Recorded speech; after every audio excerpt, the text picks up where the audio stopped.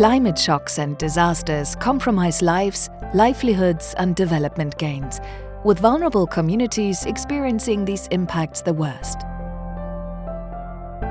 The InsuResilience Global Partnership, initiated and led by the G20 and the Vulnerable Group of 20, brings together a wide range of stakeholders to strengthen the financial resilience of states and individuals in developing countries.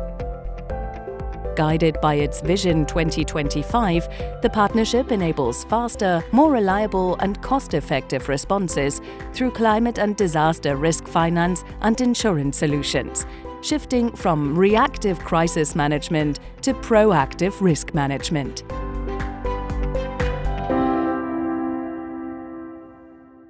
Excellencies, welcome to this year's annual report of the G20 InsuResilience Global Partnership. My name is Alfred Alfred Jr. I am the Minister of Finance for the Republic of the Marshall Islands and currently V20 co-chair of the partnership's high-level consultative group. A warm welcome. My name is Maria Flachsbarth. I am Parliamentary State Secretary to the German Federal Minister for Economic Cooperation and Development. I co-chair the InsuResilience Global Partnership on behalf of the G20 Plus members.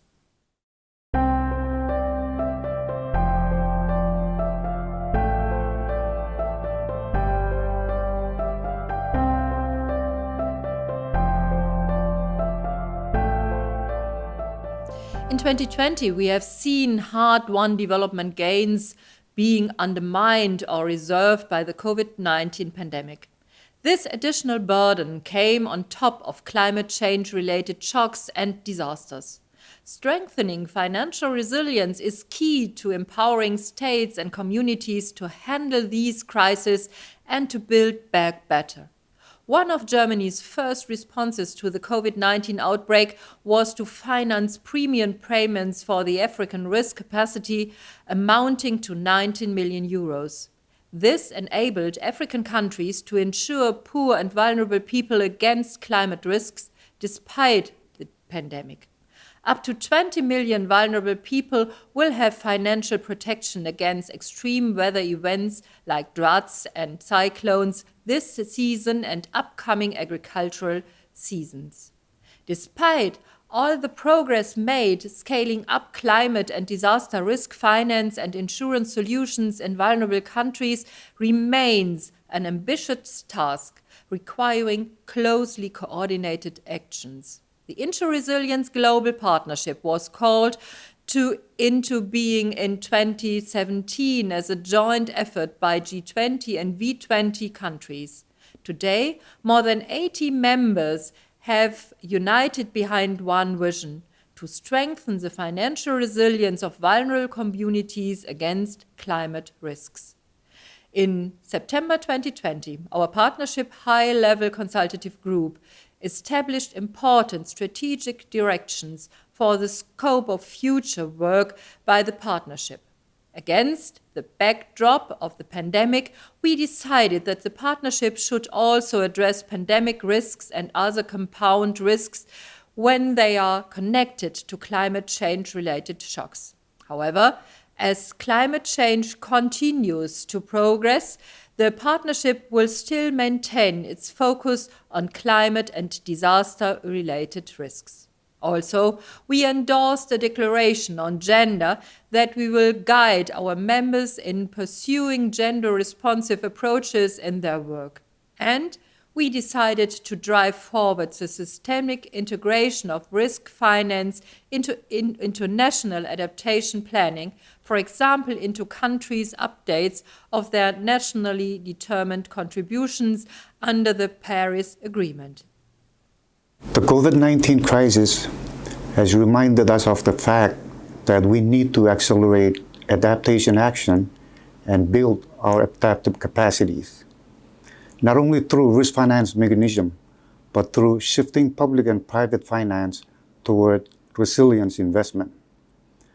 This year's key achievement was the partnership's endorsement of the action areas on integrating risk financing considerations into national adaptation planning in the context of adaptation plans and the NDCs of the Paris Agreement. This can offer benefit beyond financial protection through detecting and pricing risk. Risk finance can also help to make sound economic sense of public and private resilience investment and thereby deliver on the Paris Agreement.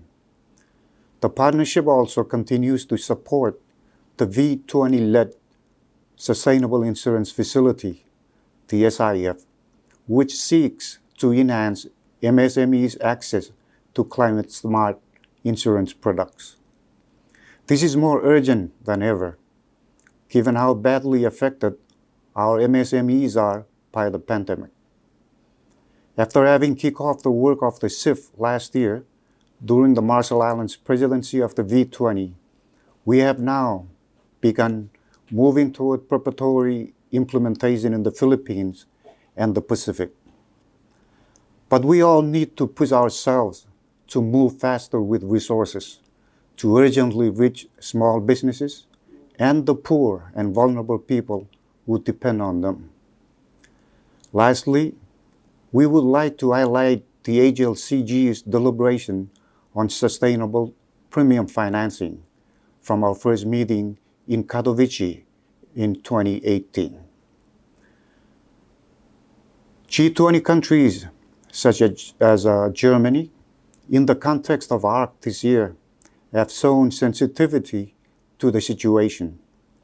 And going forward, reliable and pre-agreed mechanisms that build on solidarity within and between the V20 and the G20 countries are key in continuing our joint quest to enhance resilience and protect the poor and the vulnerable.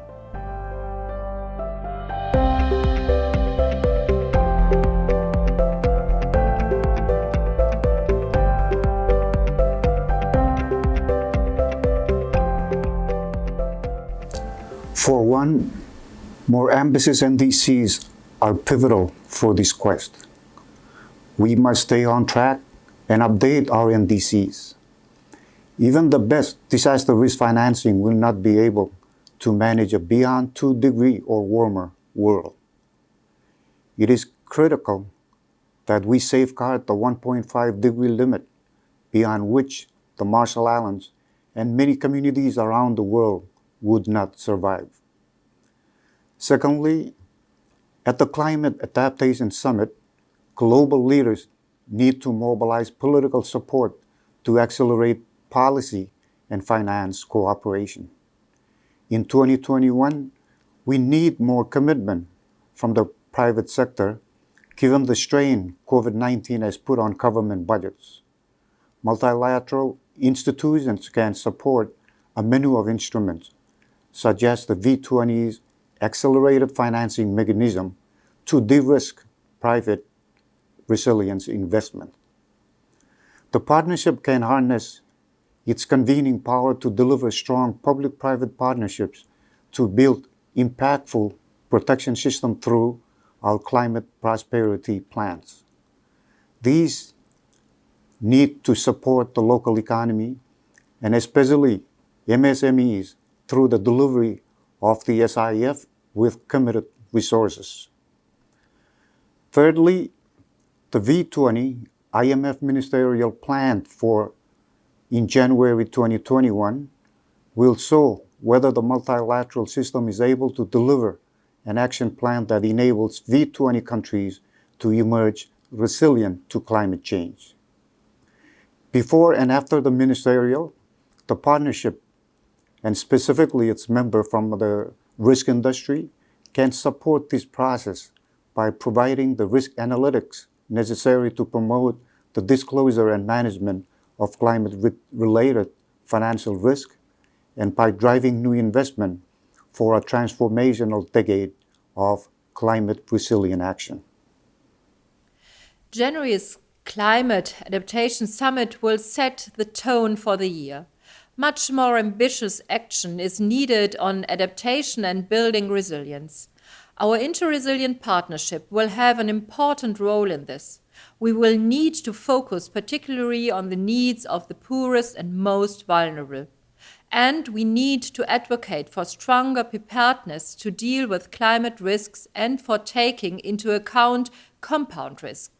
Over the course of 2021 and in the run-up to COP26, implementing the strategic directions of the partnership needs to be a priority for us. I would like to highlight 2 examples. First, there is a tripartite agreement between UNDP, the Insurance Development Forum, and Germany, which will advance innovative risk financing solutions in partner countries. In September 2020, the first tripartite project was officially launched, offering insurance for public schools in Peru. The second example I would like to mention is a natural disaster fund. The NDF is an innovative parametric mechanism providing indirect insurance protection against climate and disaster risks. With UK and German funding, public and private insurance actors will jointly develop insurance products for the local communities, cities, or humanitarian organizations. Know that it is 5 years since the InsuResilience Global Partnership came to existence. We have another 5 years to achieve our Vision 2025. Next year, it will be crucial that we get more projects up and running on the ground, and that we expand to additional countries, and that we engage in further capacity building. I'm confident that we will deliver on our Vision 2025 if we continue to combine our focus and further broaden and deepen our contributions. Let us do what it takes.